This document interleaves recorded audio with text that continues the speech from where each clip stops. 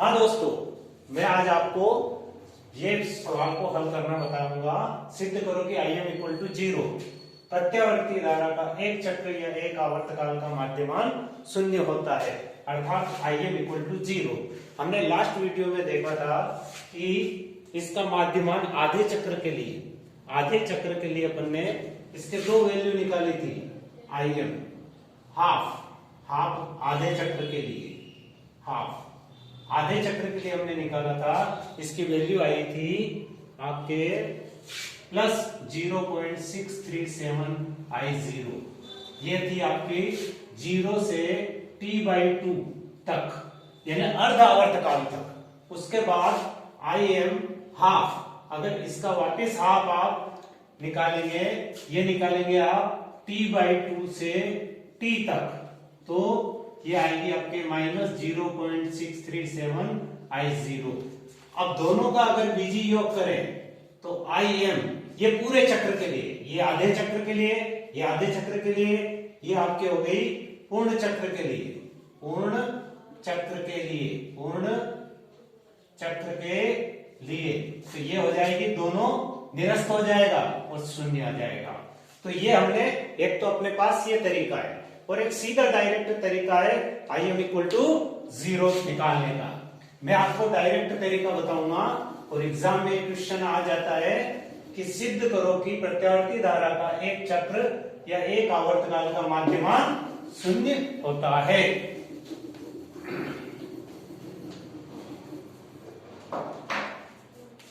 इसके लिए आप माध्यमान का सूत्र होता है आई एम इक्वल टू प्रत्यावर्ती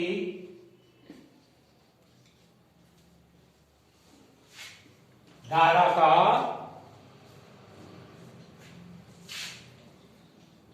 योग अपॉन आवर्तकाल।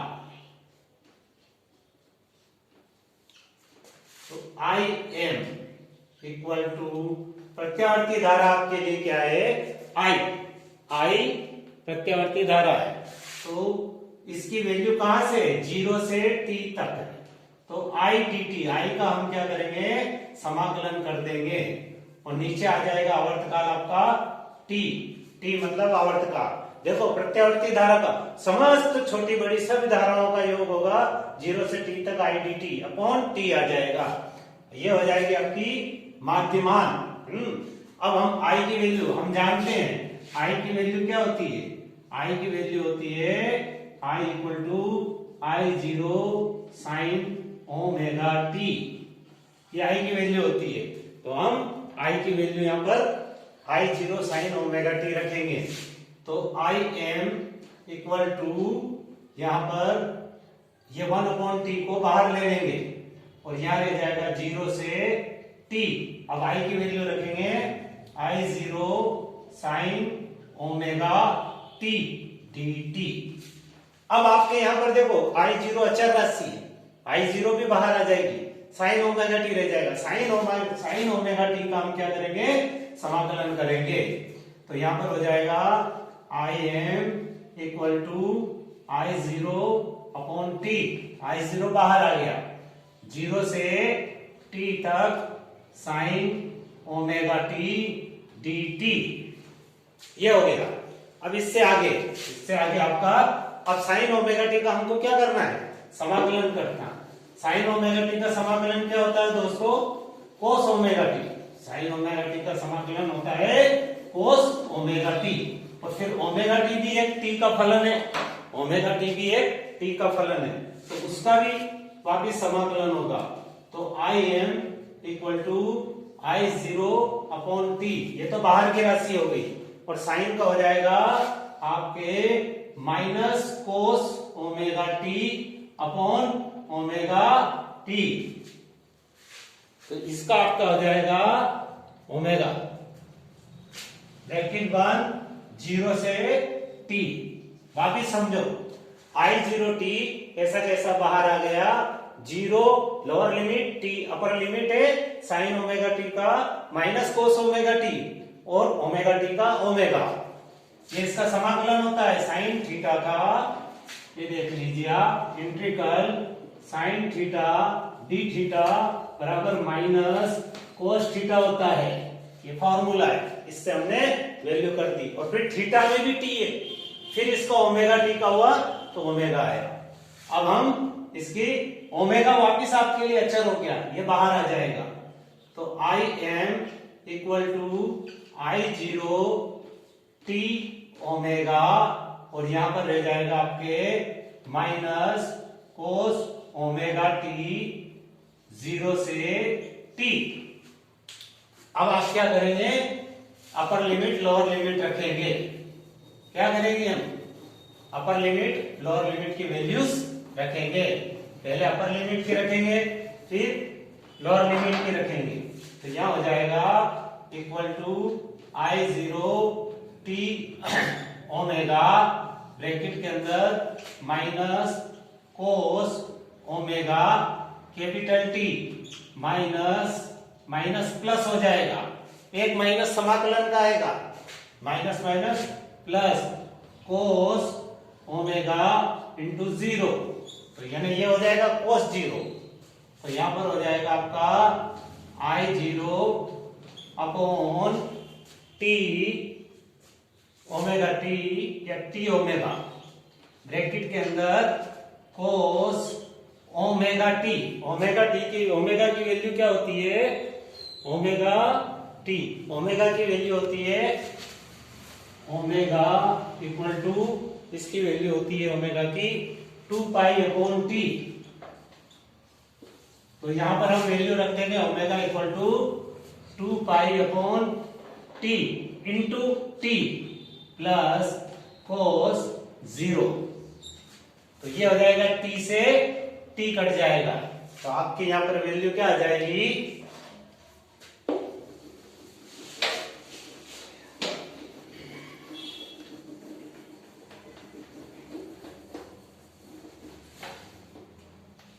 आपकी वैल्यू आ जाएगी इक्वल टू आई जीरो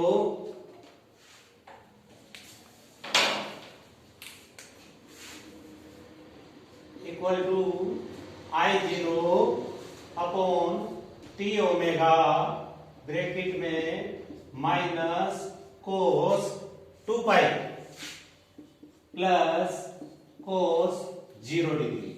अब कोस 0 की वैल्यू कितनी होती है दोस्तों, कोस 0 की वैल्यू होती है 1। क्या होती है, 1। तो इसकी भी 1 और इसकी भी, यानी कोस 0, चूंकि कोस 0 डिग्री इक्वल टू 1 और कोस 2 पाई इक्वल टू 1, तो यहां पर हम 1 वैल्यू रख देंगे। तो I zero t omega minus 1 plus 1, और माइनस 1 प्लस 1 कितना हो जाएगा, 0। तो I zero upon t omega into 0, और 0 का किसी से भी मल्टीप्लाई करेंगे तो 0। तो ये अपना एक पूरे चक्र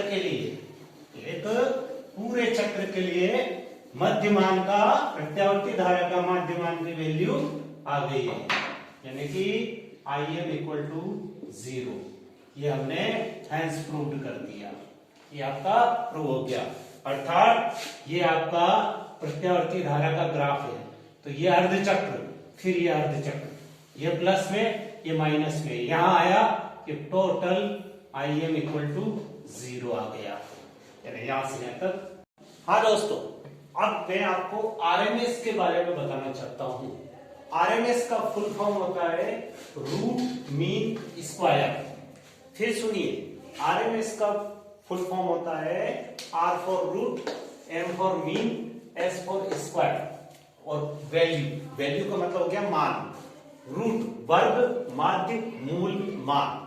वर्ग, माध्य, मूल, ये अक्सर एग्जाम में आपको पता है कि ये कोई जैसे प्रत्यावर्ती धारा का ग्राफ है आलेख है, इसमें ये पूर्ण चक्र होता है। ये 0, ये t/2, ये t, ये पूर्ण चक्र है। तो एक पूरे चक्र के लिए, पूर्ण चक्र के लिए, यानी यहां से यहां तक जो प्रत्यावर्ती धारा होती है, ताक्षणिक प्रत्यावर्ती धारा होती है, उस ताक्षणिक प्रत्यावर्ती धारा के वर्ग के माध्यमान, वर्ग के माध्यमान के वर्गमूल को हम आरएमएस कहते हैं। फिर सुनना, एक पूर्ण चक्र के लिए, प्रत्यावर्ती धारा के एक पूर्ण चक्र के लिए ताक्षणिक प्रत्यावर्ती धारा के वर्ग यानी स्क्वायर, वर्ग जैसे आई स्क्वायर, वर्ग के माध्यमान का वर्गमूल, यानी इसका माध्यमान निकालेंगे हम आई स्क्वायर एम, और उसका वर्गमूल निकालेंगे, तो उसको हम क्या कहेंगे, उसको हम बोलेंगे RMS, root mean square. Root mean square मतलब वर्ग माध्यमूल मान निकालना है। अब देखो परिभाषा से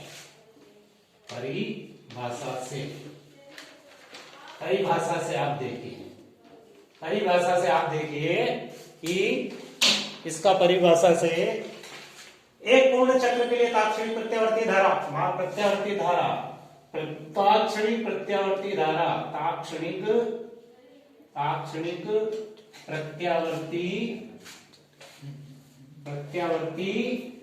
धारा का समीकरण होता है I equal to I0 sine omega t। I0 क्या है?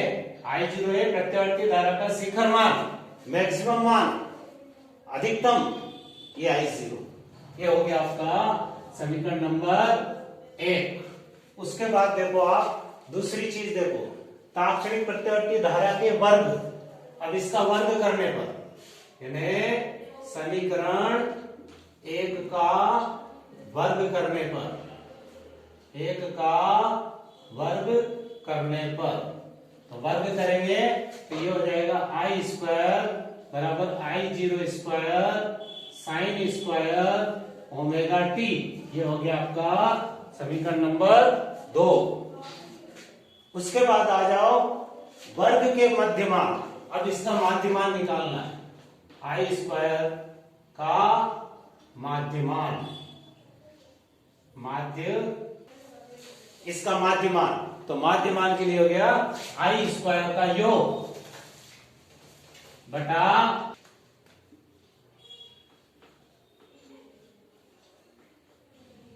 आवर्तकाल, आई स्क्वायर का योग बटा आवर्तकाल। तो अब हम इसको प्रूव करेंगे। हम आई स्क्वायर एम, ये था समस्त धाराओं का योग, तो धाराओं का योग के लिए हम क्या करेंगे, इंटीग्रल निकालेंगे। इसके लिए इंटीग्रल निकालेंगे, तो इंटीग्रल का 0 से t तक पूर्ण चक्र के लिए, देखो पूर्ण चक्र के लिए 0 से t तक आई स्क्वायर, ये हो गया आपका समस्त योग इंटू dt, t के सापेक्ष ताक्षणिक के समय अपॉन t। ये वाला आपका, ये आपको फार्मूला याद रखना है। आई स्क्वायर एम का मतलब हो गया माध्यमान, आई स्क्वायर का माध्यमान क्या होगा, आई स्क्वायर यानी कि धारा का, प्रत्यावर्ती धारा का वर्ग, समस्त प्रत्यावर्ती धाराओं का वर्ग का योग बटे टी यानी आवर्तकाल। अब आई की वैल्यू अपन जानते हैं, आई की वैल्यू क्या होती है, 0 से T, I0 square sine square omega T dt upon T. यह भी अभी मैंने समीकरण नंबर 2 से वैल्यू ली, इसकी समीकरण 2 बताया था। तो यहां पर हो जाएगा आपका, इस टी को बाहर निकाल लेंगे 1 अपॉन टी, और I0 का स्क्वायर भी बाहर निकाल लेंगे, I0 स्क्वायर भी बाहर निकाल लेंगे। अंदर बच जाएगा आपका 0 से t sine square omega T dt, यानी कि हमको साइन स्क्वायर ओमेगा टी की हमको समाकलन करना है। अब साइन स्क्वायर ओमेगा टी ये होता है इसका formula, cos 2 theta equal to 1 minus 2 sine square theta, यानी कि इससे हम साइन स्क्वायर थीटा की वैल्यू निकालेंगे। तो ये क्या हो जाएगा, इस पूरे को इधर लेके आ जाएंगे, तो 2 sine square theta equal to 1 minus ये उधर जाएगा तो cos 2 थीटा, अब 2 को इधर ले जाएंगे तो sin square theta equal to 1 minus cos 2 theta upon 2, ये इसकी वैल्यू हो जाएगी। अब हम इसी वैल्यू को sin स्क्वायर ओमेगा टी के प्लेस पर हम ये वैल्यूज रखेंगे तो क्या हो जाएगा, आई नोट का स्क्वायर अपॉन टी 0 से टी, और इसकी वैल्यू हो जाएगी 1 देगा cos 2 theta equal to 1 minus 2 sin square theta, इससे 2 sin स्क्वायर थीटा की वैल्यू निकाली 1 माइनस cos थीटा, 2 इधर ले गए sin square theta equal to 1 minus cos 2 theta upon 2। तो हम क्या करेंगे, sin स्क्वायर ओमेगा टी की जगह पे हम लिख देंगे 1 minus cos 2 omega T upon 2 dt का। अब dt 2 को अचर संख्या है, 2 भी हम बाहर लेके आ जाएंगे तो क्या होगा, 2 को बाहर लेके आएंगे तो 2 भी बाहर आ जाएगा अपॉन में, तो यहां पर आपके क्या हो जाएगा, आई नॉट स्क्वायर अपॉन 2t, ये देखो 2 बाहर आ गया, क्या रह जाएगा 0 से t, अंदर 1 minus cos 2 omega T dt, यानी हम अब 1 का और cos 2 ओमेगा टी का समाकलन करेंगे।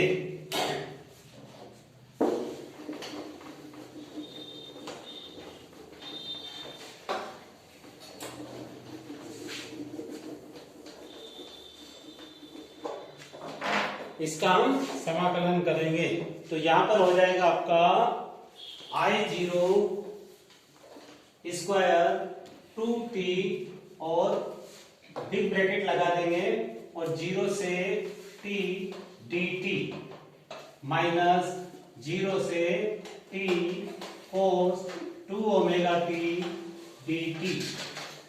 अब हम जानते हैं 1 dt, 1 मतलब 1 dt का क्या हो जाएगा, t आ जाएगा, तो I0 स्क्वायर 2t ब्रैकेट में ये बिग ब्रैकेट है, इसके अंदर आपका हो जाएगा स्मॉल t और lower limit 0 upper limit t, ये तो हो गया आपका इसका समाकलन। उसके बाद माइनस 2 ओमेगा टी, इसका हो जाएगा 1 अपॉन 2 ओमेगा, और यहां पर क्या हो जाएगा, कोस का आ जाएगा आपका, कोस थीटा का समाकलन होता है साइन थीटा, तो साइन 2 ओमेगा टी 0 से t और बिग ब्रैकेट 1, ये देखिए आप इस तरह से इसका समाकलन हो गया। अब हम वैल्यू रखेंगे, ओमेगा की वैल्यू जानते हो आप, ओमेगा की वैल्यू हो जाएगा 2 पाई अपॉन टी, ये ओमेगा की वैल्यू रख सकते हैं। तो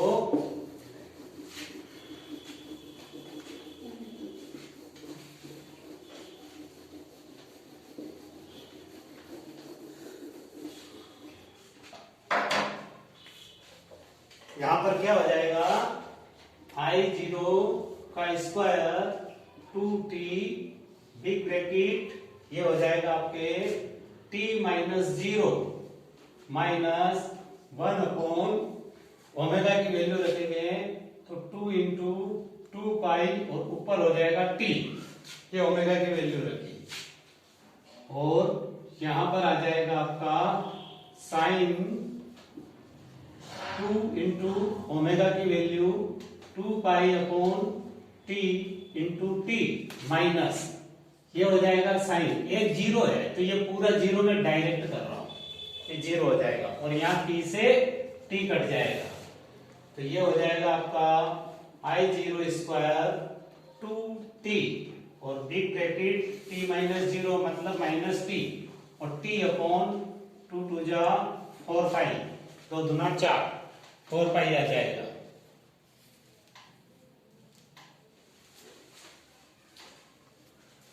और यहां पर रह जाएगा आपका साइन 4 पाई माइनस साइन 0,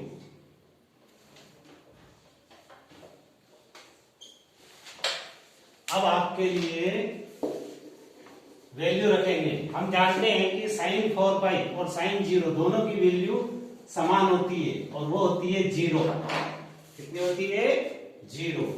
तो ये होगी आपके I0 का square upon 2t big bracket t minus t upon 4 पाई।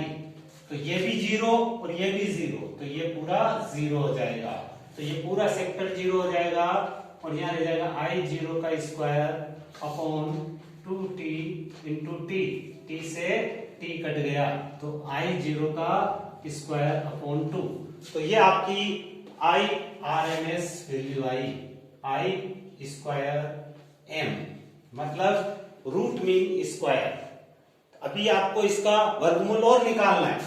हमारा 3 चरण था, तो तीसरे चरण में हमने क्या क्या किया एक बार और नोट कर लेते हैं। एक बार और नोट कर लेते हैं। हमारे पास वैल्यू देखो, पूर्ण चक्र के तात्क्षणिक प्रत्यावर्ती धारा का समीकरण I equal to I0 sine omega t. उसके बाद उसका माध्यमान निकाला, ये माध्यमान आ गया। अब वर्ग निकाला, वर्ग करा I स्क्वायर। वापिस देखो आप, एक बार और मैं आपको समझा देता हूं। हमने सबसे पहले प्रत्यावर्ती धारा I का मान लिया I0 साइन ओमेगा टी, फिर उसके बाद उसका वर्ग किया I स्क्वायर स्क्वायर स्क्वायर, फिर उसके बाद उसका माध्यमान निकाला। तो ये माध्यमान आया हमारे पास ये माध्यमान आया I square m equal to I0 का स्क्वायर अपॉन 2। अभी पूरा नहीं निकला, अब RMS की वैल्यू निकालनी है हमको। तो RMS के लिए वर्गमूल लेना है इसका, वर्गमूल। ये देखो वर्गमूल करेंगे, वही प्रत्यावर्ती धारा का वर्ग माध्यमूल कहलाता है, वही प्रत्यावर्ती धारा का वर्ग माध्यमूल मान कहलाता है। तो इसका वर्गमूल करना हमारे लिए बहुत जरूरी है। तो हम इसका क्या करेंगे? वर्गमूल करेंगे। वर्गमूल का मतलब हुआ रूट लेंगे तो आपका इसका रूट आ जाएगा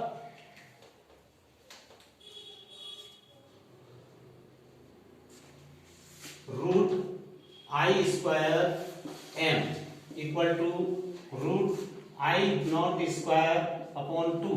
अब रूट से हम जानते हैं कि रूट और स्क्वायर दोनों कट जाएगा, तो I नॉट अपॉन रूट 2 आ जाएगा। यानी इसकी रूट 2 की 1 अपॉन रूट 2 की वैल्यू होती है 1 अपॉन रूट 2 की वैल्यू होती है 0.707।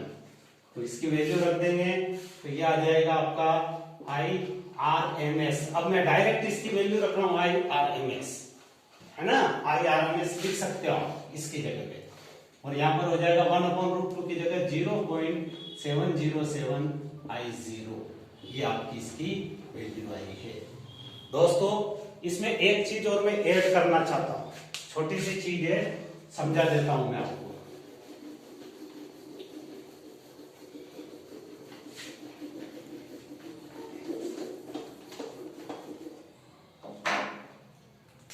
हमारे पास IRMS की वैल्यू आई है 0.707 I नॉट। ये वैल्यू हमारे पास हमने अभी सिद्ध करी है, हमने अभी ये वैल्यू निकाली है। अब इसमें आप देखो कि इसके अंदर आप किसी भी ग्राफ में देखो आप, तो इसमें ग्राफ में आपके लिए ये है, आपके लिए t समय है, सॉरी तात्क्षणिक समय है t है, और ये आपके लिए एक पूर्ण चक्र है, ये t/2, ये t, ये 0, और ये आपके लिए क्या है? ये आपके लिए Im है, ये आपके लिए Im है। और इसके नीचे जो वैल्यू चलेगी ये वैल्यू आपके रहेगी IRMS, यानी इससे नीचे। अब ये कितने प्रतिशत होगी? ये होगी आपको 70%। मतलब अगर परसेंटेज में निकाले तो 0.707 इंटू 100 इंटू, या परसेंटेज लगा तो डायरेक्ट परसेंटेज में करा तो ये हो जाएगा 70.7%। यानी I0 यानी किसी प्रत्यावर्ती धारा